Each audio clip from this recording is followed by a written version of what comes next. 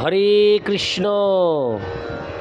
সকল ভক্তিমতী মা ও ভক্তবৃন্দের চরণে দণ্ডবৎ প্রণাম জানিয়ে আমি শুরু করছি নির্জলা একাদশী ব্রত মাহাত্ম্য কথা ও নির্জলা একাদশী সম্বন্ধে সবিস্তারে সব কিছু বর্ণনা।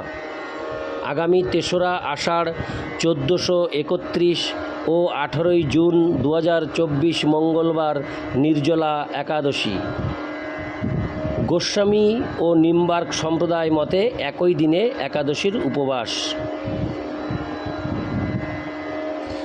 নির্জলা একাদশীর পারণ অনুষ্ঠিত হবে ঠিক তার পরের দিন ৪ই আষাঢ় ১৪৩১ ও ১৯শে জুন ২০২৪ বুধবার। এই দিন পারণ অনুষ্ঠিত হবে। এই পারণের সময় আমি বলছি, আপনারা খুব মন দিয়ে শ্রবণ করুন।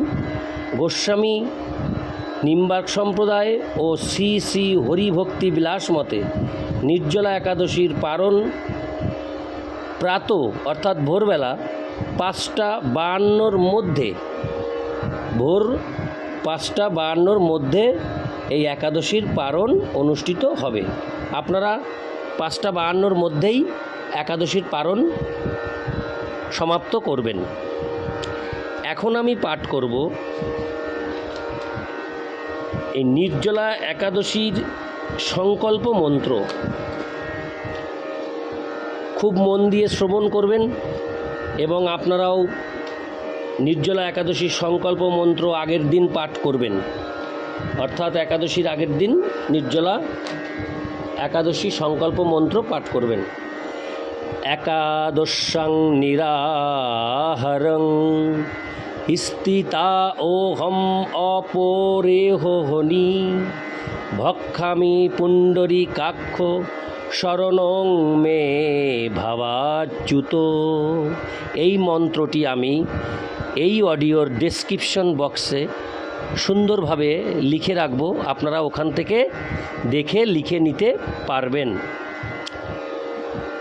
এবার আমি পাঠ করব এই নির্জলা একাদশীর ব্রত মাহাত্ম্য কথা। একাদশীর দিন অর্থাৎ নির্জলা একাদশীর দিন অবশ্যই সকল ভক্তবৃন্দ ও ভক্তিমতী মায়েরা এই ব্রত কথা শ্রবণ ও পাঠ করবেন। বহু বহু বহু কোটি কোটি পুণ্য লাভ হবে এই কাজটি করলে। পাণ্ডবা নির্জলা একাদশীর ব্রত কথা।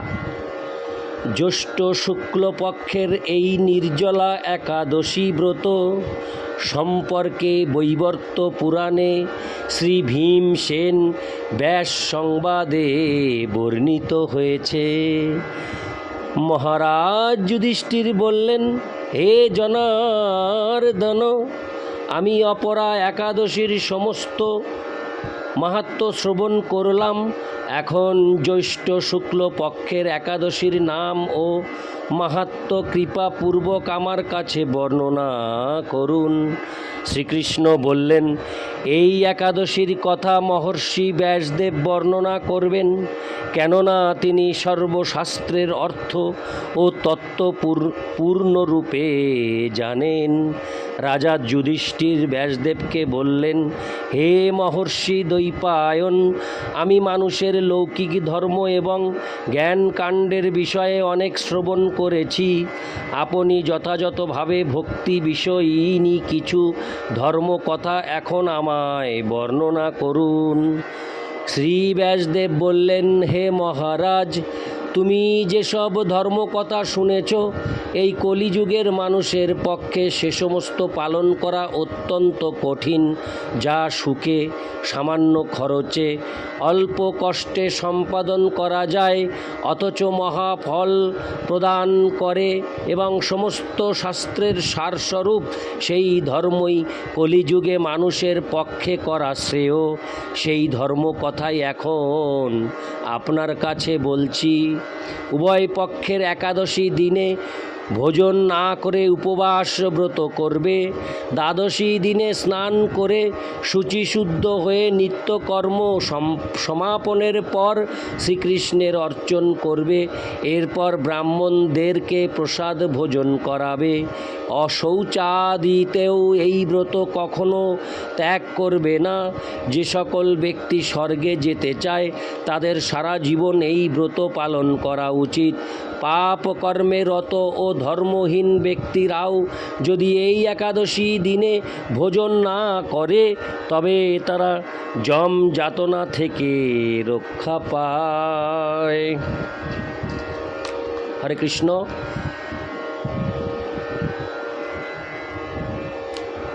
শ্রী ব্যাসদেবের এসব কথা শুনে গদাধর ভীমসেন অশ্বত্থ পাতার মতো কাঁপতে কাঁপতে বলতে লাগলেন, হে মহাবুদ্ধি পিতামহ, মাতা কুন্তী, দ্রৌপদী, ভ্রাতা যুধিষ্ঠির, অর্জুন, নকুল ও সহদেব এরা কেউই একাদশীর দিনে ভোজন করে না।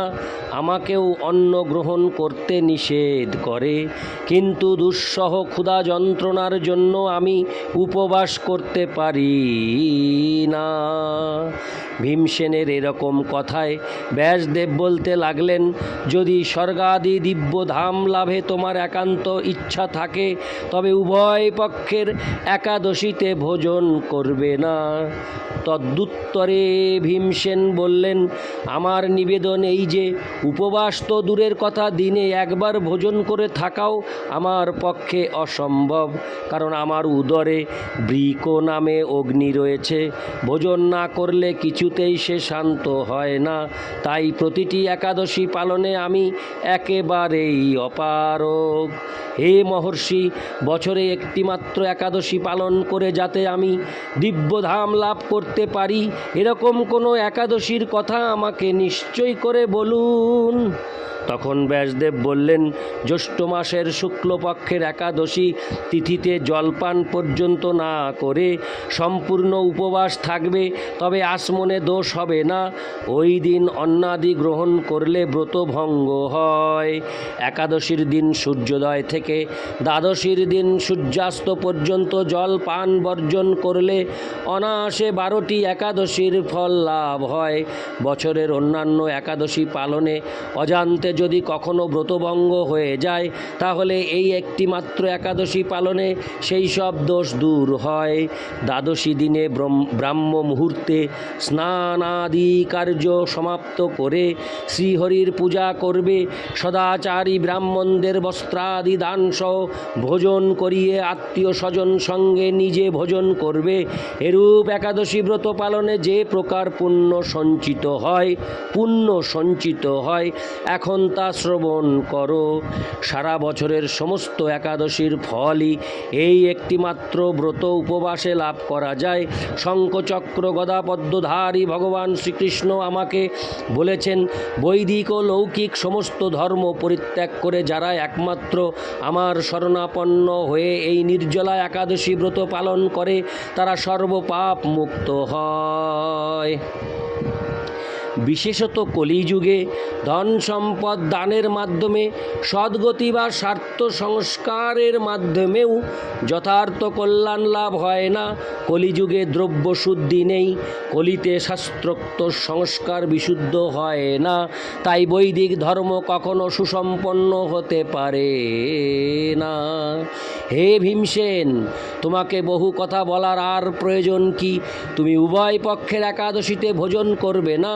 যদি তাতে অসমর্থ হও তবে জ্যৈষ্ঠ মাসের শুক্লপক্ষের একাদশীতে অবশ্যই নির্জলা উপবাস করবে। এই একাদশী ব্রত ধনধান্য ও পুণ্যদায়িনী। যমদূতগণ এই ব্রত পালনকারীকে মৃত্যুর পরও স্পর্শ করতে পারে না।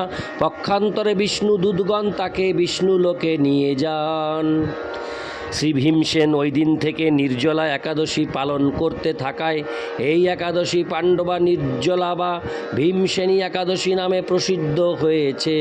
এই নির্জলা একাদশীতে পবিত্র তীর্থে স্নান, দান, জপ, কীর্তন ইত্যাদি যা কিছু মানুষ করে তা অক্ষয় হয়ে যায়। যে ব্যক্তি ভক্তি সহকারে এই একাদশী মাহাত্ম্য পাঠ বা শ্রবণ করেন তিনি বৈকুণ্ঠ ধাম প্রাপ্ত হন। হরে কৃষ্ণ। অত্যন্ত পুণ্যদায়িনী, অত্যন্ত গুরুত্বপূর্ণ এই নির্জলা একাদশী ব্রত সকলেই করবেন, পালন করবেন এবং একাদশীর দিন এই নির্জলা একাদশী ব্রত কথা মাহাত্ম্য শ্রবণ করবেন অথবা পাঠ করবেন। আপনি অপার করুণা পাবেন ভগবানের কাছ থেকে, অহৈতুকী করুণা আপনি প্রাপ্ত হবেন। আমি এখন পাঠ করব একাদশীতে কি কি খাওয়া যাবে, কি কি খাওয়া যাবে না, কি কি করণীয়, কি কি করা যাবে না ইত্যাদি বিস্তারিত। এখন আমি পাঠ করছি একাদশীতে কি কি খাওয়া যাবে। একাদশীর আগের দিন অবশ্যই আপনি নিরামিষ আহার করবেন এবং একাদশীর দিন পঞ্চ রবি শস্য বর্জন করে খাবার গ্রহণ করবেন। দুধ, বাদাম, চিনি ও লেবু দিয়ে শরবত, আলুর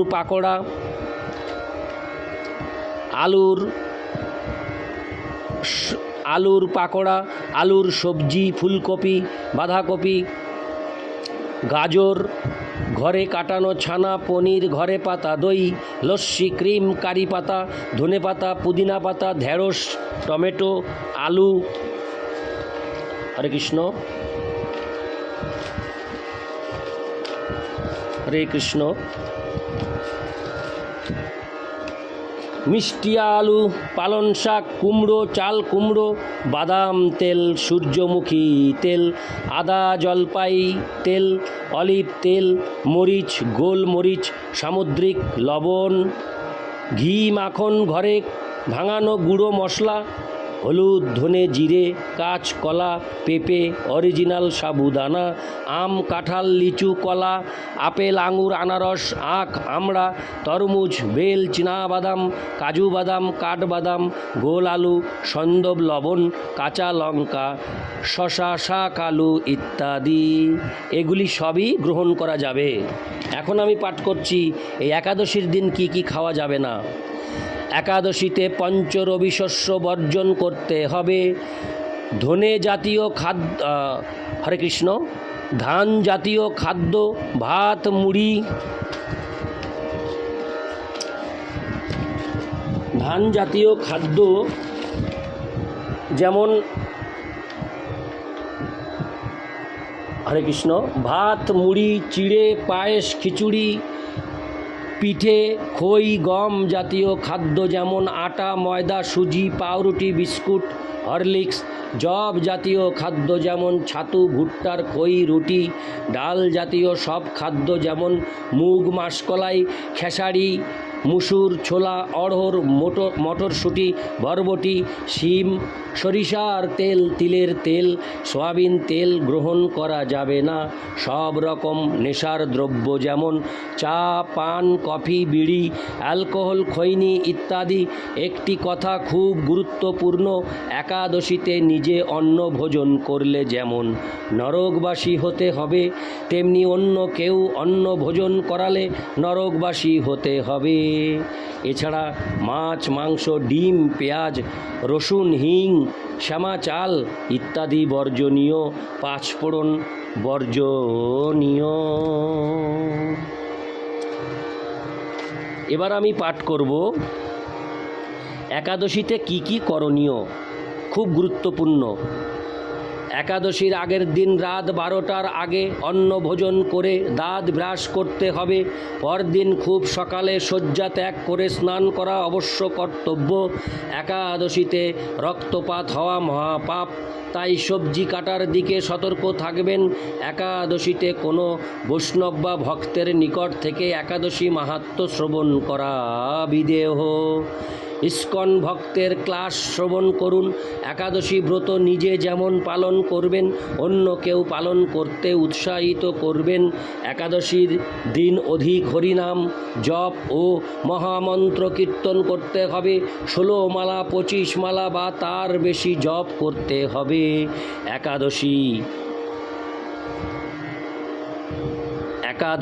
মাহাত্ম্য পাঠ, শ্রীমদ্ ভগবদ্ গীতা যথাযথ এবং শ্রীমদ্ ভাগবত পাঠ, শ্রী চৈতন্য চরিতামৃত পাঠ ও ভগবানের লীলা মহিমা শ্রবণ কীর্তন স্মরণ মনন প্রভৃতি করা বিশেষভাবে পুণ্যদায়ক। বিষ্ণু পুরাণে উল্লেখ আছে, মহাবিপদ হোক বা আনন্দ উৎসব, জনন শৌচ মরণ শৌচ শ্রাদ্ধ যাই থাকুক না কেন, সব কিছুতে একাদশী ব্রত পালন করতে হবে। সধবা বিধবা রজশালা নারী সকলেই একাদশী ব্রত পালন করবেন। একাদশীর দিন শ্রাদ্ধ উপস্থিত হলে তার পরের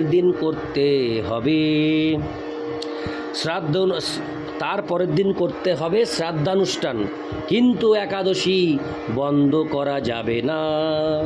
আমি ছোট করে একটি উদাহরণ দিই।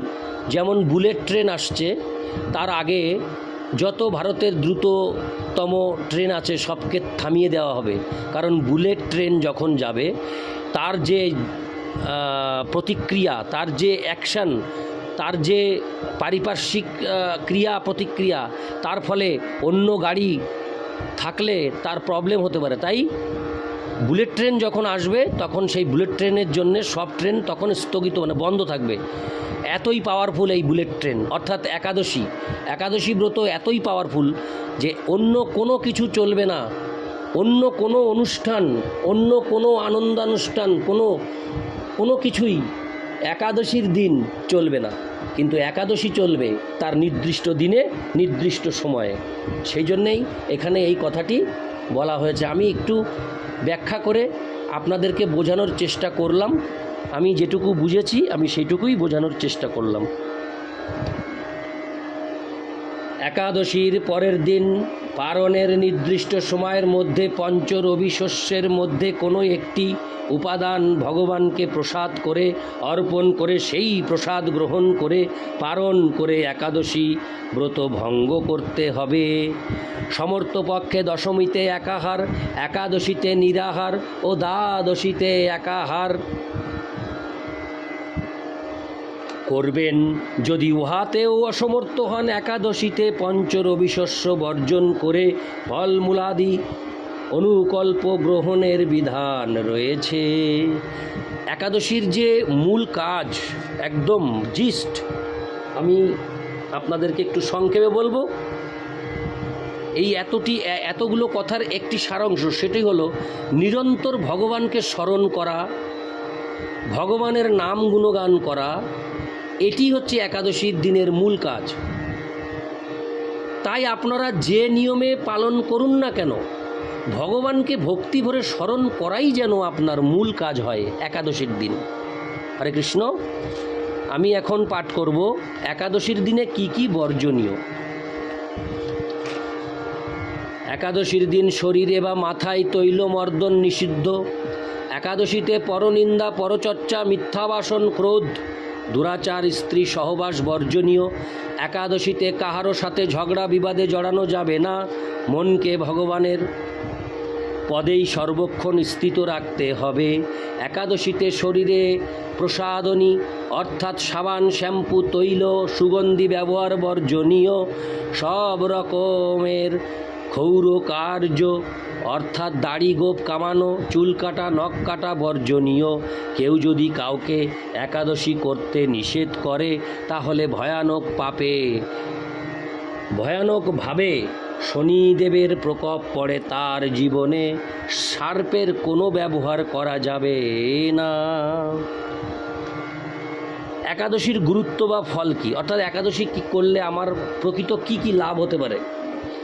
একাদশী পালন করলে সর্বপ্রকার পাপ বিনষ্ট হয়, সর্ব সৌভাগ্য ও শ্রীকৃষ্ণের প্রীতি বিধান হয়। দুর্লভ মানব জীবন লাভ করে এই একাদশী ব্রত পালন না করলে বহু দুঃখ কষ্টে 84 লক্ষ যোনি ভ্রমণ করতে হয়। অহংকারবশত একাদশী ব্রত ভঙ্গ করলে অবশেষে যন্ত্রণা ভোগ করতে হয়। যে ব্যক্তি এই একাদশী ব্রতকে তুচ্ছ জ্ঞান করে সে ব্যক্তি জীবিত হয়েও মৃত মানুষের সমান। কেউ যদি বলে একাদশী পালনের দরকার কি, সে নিশ্চয়ই কুম্ভীপাক নরকের যাত্রী। একাদশী পালনে যারা নিষেধাজ্ঞা জারি করে শনির কোপে তারা বিনষ্ট হয়ে পড়ে। একাদশী পালন না করে তীর্থ ভ্রমণ ও স্নান গাছের গোড়া কেটে জল ঢালার সমান। কলহ বিবাদের কারণে একাদশীর দিন উপবাস করলে অজ্ঞাত সুকৃতি সঞ্চিত হয়। সুকৃতি অর্থাৎ যা কখনো কোনো জন্মে শেষ হবে না, প্রত্যেক জন্মেই আপনি তার সুফল পাবেন, তাকেই বলা হয় সুকৃতি। তাহলে একাদশী সেই সুকৃতি প্রদানকারী একটি স্বর্গীয় একটি আমাদের আশীর্বাদ। একাদশী পালন করলে ভগবান শ্রীকৃষ্ণ সব থেকে বেশি প্রসন্ন হন। একাদশী ব্রত পালনকারীকে ভগবান ইন্দ্রও সম্মান করেন। এখন আমার লাস্ট পয়েন্ট, একাদশী পারণ মন্ত্র। আমি এটি পাঠ করে শোনাচ্ছি এবং এই অডিওর ডেসক্রিপশনে আমি এই মন্ত্রটি লিখে রাখব, আপনারা সকলে ওখান থেকে দেখে নিতে পারবেন। একাদশী পারণ মন্ত্র। অজ্ঞান তিমিরান্ধস্য ব্রতেনানেব কেশব প্রসীদ সুমুখনাথ জ্ঞান দৃষ্টি প্রদভব। একাদশী ব্রত পালনের প্রকৃত উদ্দেশ্য কেবল উপবাস করা নয়, নিরন্তর শ্রী ভগবানের স্মরণ মনন ও শ্রবণ কীর্তনের মাধ্যমে একাদশীর দিন অতিবাহিত করতে হয়। শ্রীল প্রভুপাদ ভক্তদের একাদশীর দিন 25 মালা বা যথেষ্ট সময় পেলে আরও বেশি জপ করার নির্দেশ দিয়েছেন। আপনি জীবনে কোনো ব্রত পালন করতে অসমর্থ হলে শুধুমাত্র একাদশী ব্রত পালন করলেই আপনার সব ব্রতের ফল আপনি পাবেন। অন্য ব্রত না করার কোনো কুফল আপনার উপর বর্ষিত হবে না যদি না আপনি এই একাদশী ব্রত পালন না করেন। একাদশী ব্রত পালন করলে অন্য কোনো ব্রত না করলেও কোনো প্রবলেম বা কোনো সমস্যা নেই, সেটি বলছে এখানে আমাদের শাস্ত্র, সনাতন হিন্দু ধর্মের শাস্ত্র বলছে। তাই অন্য ব্রত পালন করুন বা না করুন, কৃপাপূর্বক আপনারা সকলেই এই একাদশী ব্রত পালন করবেন। আপনাদের শ্রীচরণে আমার এইটুকু আশা থাকলো। আপনারা সবাই ভালো থাকুন, সুস্থ থাকুন। আগামী পর্বে আমি আবার পরবর্তী একাদশী নিয়ে আসব। ততক্ষণে আপনারা খুব ভালো থাকুন ও সুস্থ থাকুন। হরে কৃষ্ণ কৃষ্ণ কৃষ্ণ হরে হরে, হরে রাম রাম রাম হরে হরে। জয় গৌর, জয় নিতাই।